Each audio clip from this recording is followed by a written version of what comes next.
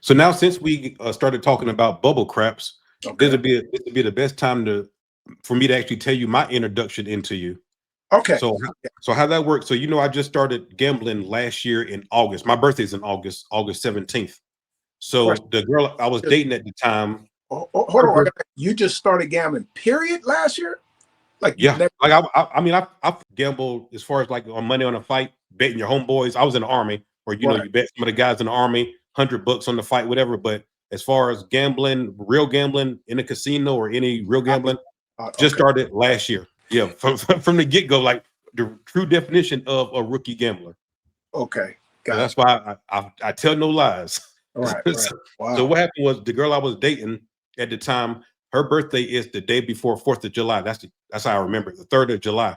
And Okay. so I actually went to I had a set us up at a cabin in Rio Doso, New Mexico, but at the time that our whole city was on fire. So they said nobody can come here. Okay. So I changed it to Albuquerque. They have a casino there, Sandia in Okay. Albuquerque. And so Okay. we went there, and that was my first time even being in a casino. And so we was Wow. just there drinking at the bar and just, put a couple of dollars in the slot machine, just messing around, whatever. And I seen this machine. I'm like, what is this machine right here? So we sat Yeah. down there and it ended up being the bubbles crap machine. But I'm looking at it, looking at her. I'm like, I don't know what this thing is or anything. So we just left it, didn't think about it. So the next month, I started the channel on the 14th because Okay. ever since that trip, I'm like, I think I'm gonna start gambling as a hobby. And me being a YouTuber, the way I know how to monetize anything is to start a YouTube channel. That's what I Right. know how to do. Because Uh, me doing this all these years, I know that you just never know what's gonna pop off. So any interest I have, whatever, I'm gonna start a channel. So got I started it August the 14th. I came August 17th to here in Vegas, and we was at the Venetian. That was my first time ever coming to Vegas. Stayed at the Venetian. We was at the bar, and I seen this guy sit down at the bubbles crap machine. I didn't know what it was then. We got finished at the bar. We was walking by there, and as I'm walking by, he's printing a ticket for 2 grand. I don't know what he put in there, but I know I seen him pull that ticket for 2 grand. I was like, what is this? This is the same machine that we just seen.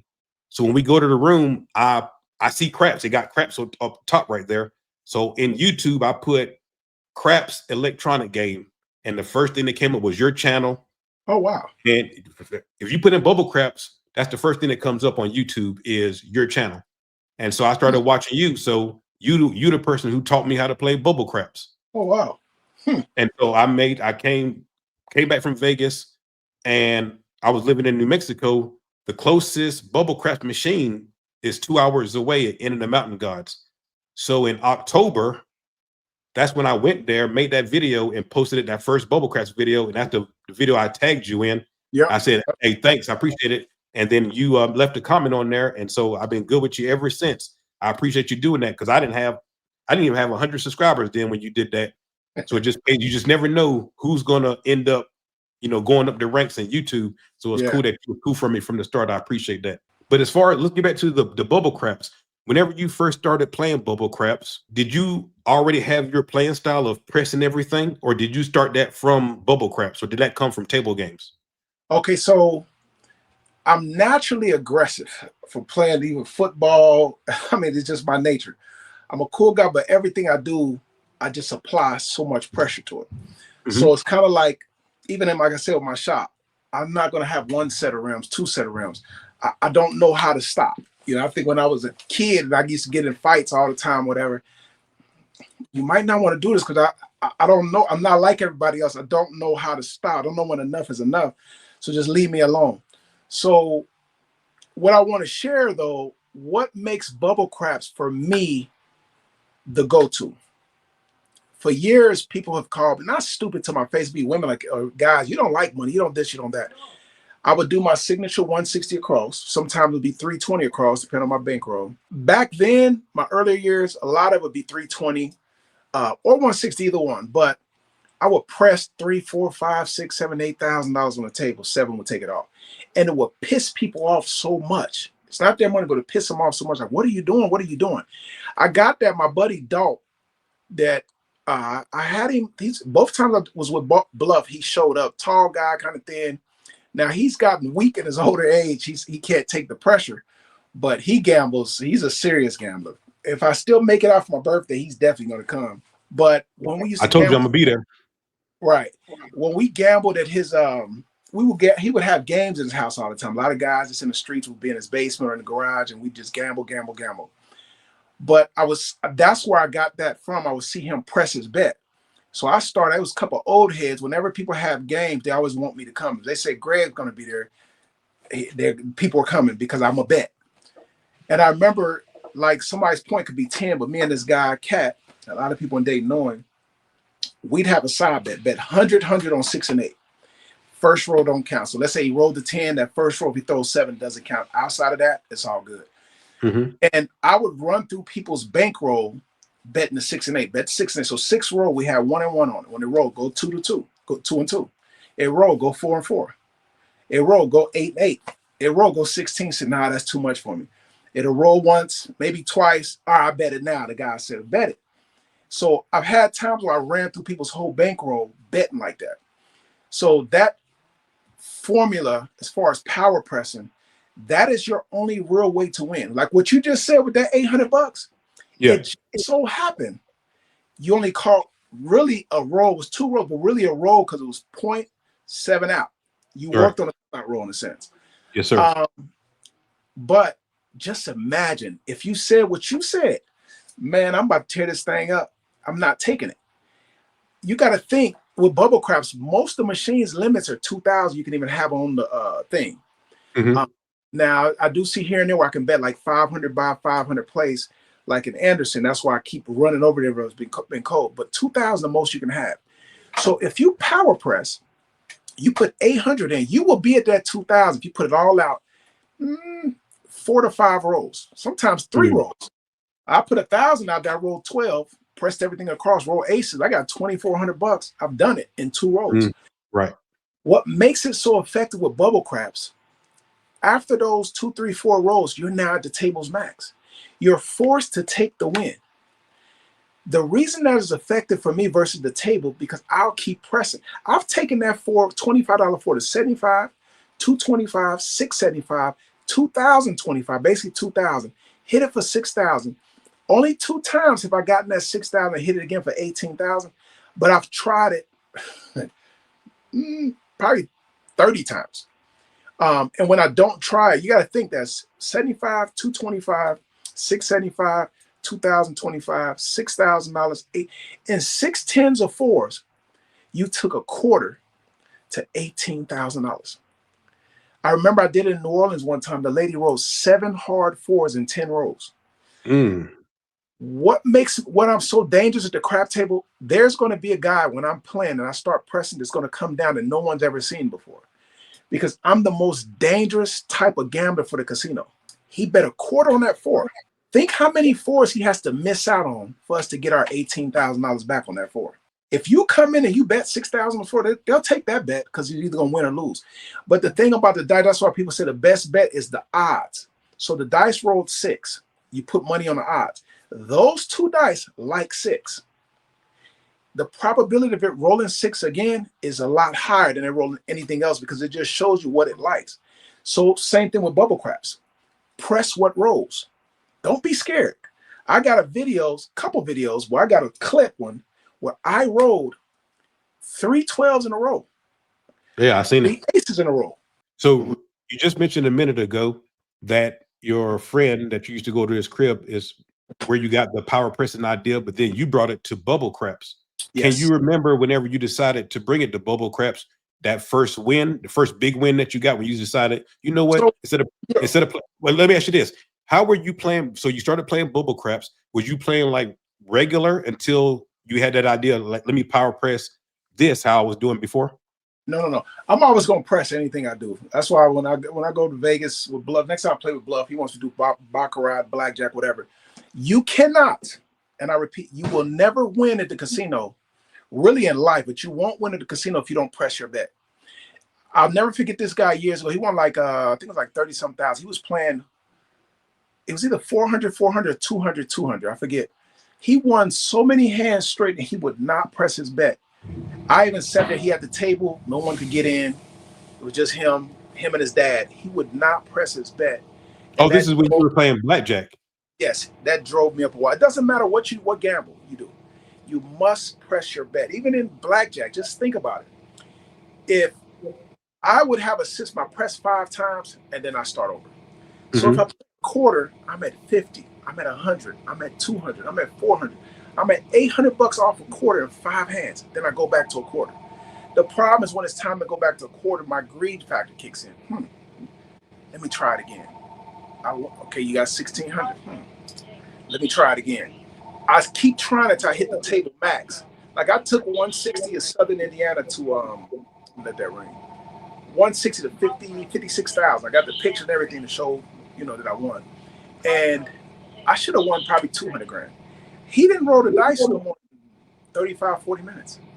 It was just me, another guy, and another guy at the table, high limit table upstairs when it was still a boat. So like, I don't know, 5 years ago, 4 years ago, 5 years ago, it was just us three.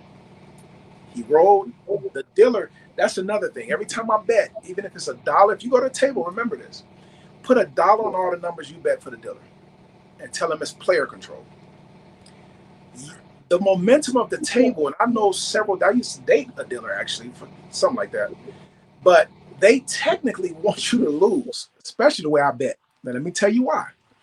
Imagine all this work. Each roll, they got to pay out all this. But if 7 rolls, guess what? They just rake it all in and all the work is over with. But when you put money on it, I took a dealer $1.12 to 180 and they hit it for $180 on a 12. It involves them in the game. They're going to make calls like the stick man. He's going to make calls more in the favor of the table than even the casino because guess what? He has money on it. And it has been proven many times, especially when the dice is cocked a little bit and he really could call 7. He's going to call that other number because they win too. That momentum of when the dealers have money on the table, they've even like somebody try to buy in. Hold on real second. Because they're actually, some of those dealers are gamblers. They understand. Right. Always bet for the dealer. I disagree somewhat. I like it. Like in bluff situation, I feel like I don't count nobody's pockets. His tipping is very excessive and he just throws it. Let them work for it. Instead of just giving them that 100, put $10 in each number. Let them be a part of the game. So when the number rolls, they can press it or they can drop it, but let them be a part of the game. I'm not going to hit a number, give them a $50, $100 tip. Wait a minute. Who's about to do that? I'm not about to give you a $100 tip. And now I'm just kind of, if 7 comes, their money's locked up. And I'll tell them, don't drop that money. When I run, you run. Till then, you press with me. We in this together. So what was your first big win? Was that the 54 grand whenever you started 50 with? that's my biggest win on the crap table to date. The next 2 I won 44,000, and I actually just posted a video on my group, and I put it on my Facebook short. Got like 10,000 views, and I checked like 2 days ago. But it was from Horseshoe, a guy named Thomas. He became one of my good customers. I walked up to the table. It was actually funny because when I walked to the table, it's a lot of ego at the table. So I walked to the table, and another thing, I don't go to the table. I don't show off. I'm not about to buy in for 5, 6, 7,000. Like I told Dragon when we did the live down there, you bought in for 10 grand and you bet a $30 6 and 8. Yeah. Make it make sense. If I buy in, I'm going to bet what I bought in. If I buy in for 300, I'm going to go 260 across on crapless, bet all the hard ways. Like it's all going to be spent, period, point blank. And then the next shooter, if he goes out and I lose, I'm going to buy in for the next shooter. And then the next shooter. It's okay. I just don't do the mid-roll buys, but I buy in. If I buy in for 1,000, I remember a guy did that. He came to the table, bought it for 2,000, all 20s. And all he bet was a $12 6 and 8. What did you really just do that? You delayed the table long to do that, and he never pressed. He just took his pay, but it made him feel good as he was sitting there with his chest all up because he's buying in for all this money. Nothing about that was cool in any shape, form, or fashion. Whenever you made the 56 grand, what did you go to the table with? How much? Ironically, we went to see my grandmother in Florida. We stopped in New Orleans to see my mom, and then we were driving back. And she said, let's stop at the casino. I'm like, no, I didn't want to. But she went to gamble, Strawberry. So we stopped there. I went to the casino with $500. I believe I only bought in for 200. Went 160 across, put $5 on the fire bet because he also Okay. hit all the points on the fire. Right. That was it. $200, and I took it to that with 160 across. Wow, that's crazy. But it was just the thing though, is the momentum of the table. My biggest wins is when the dealer knows me, they know what I like, what I want. And I'll tell you, when I went and played with Bluff, I tell her, hey, I'm a power pressure, full pressure each time. The change, I'm gonna put it on the hardware, whatever. I'm not giving you guys nothing because I already bet for y'all across $1 on everything, $2, $5, whatever, depending on how much I bet. If I go 500 or something, if it's 500, I may put nickels on everything for them. But I like them to work too. So it was 200 across, but I'm always going to tell the dealer, don't press. And some dealers are low, I won't say slow, they irritate me a little bit because I'm like, I keep telling you to press. They just pay and hand it to me. You're delaying it because when you pay hand it to me, now I got to hand it back to you. And we got to go through this whole process again. I pay you, I hand it to you. Momentum with the dealers, make sure that they're in on your bets.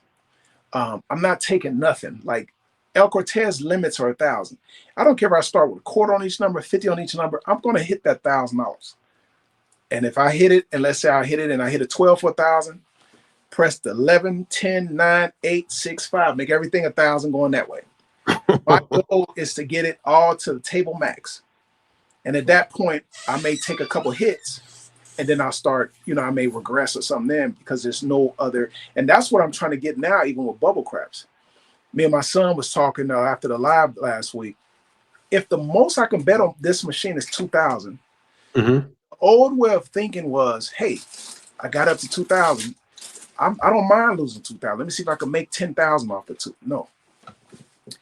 You can't press anymore. Once you can't press anymore, you might as well start over because that's the name of the game. Pressing with the house's money. This 2,000, I might only have 300 in on it.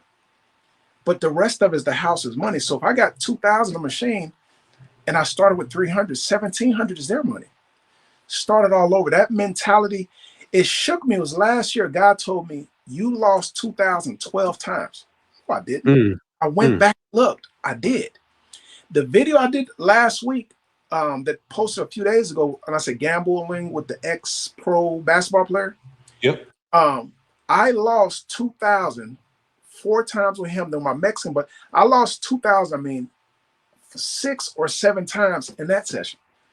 And when you think about it, it's like you lost 7. Well, one time it was like 1,900, but you lost 2,007. That's $14,000. So if I take 300 to 2,200 and some change, lose the 2,000. I take that 200 and some to 24 and some change, lose that 2,000. I take the 400 left to another 20 some hundred, lose that 2,000. Right. That's $6,000 I just lost. So my thing now, I'm to a point. Once you hit that 2, maybe 1 hit, print the ticket. It is what it is. There's no, you can't press anymore. Right. The ticket. Will I stick to it? We'll see. Yeah, we will see, won't we? Yeah.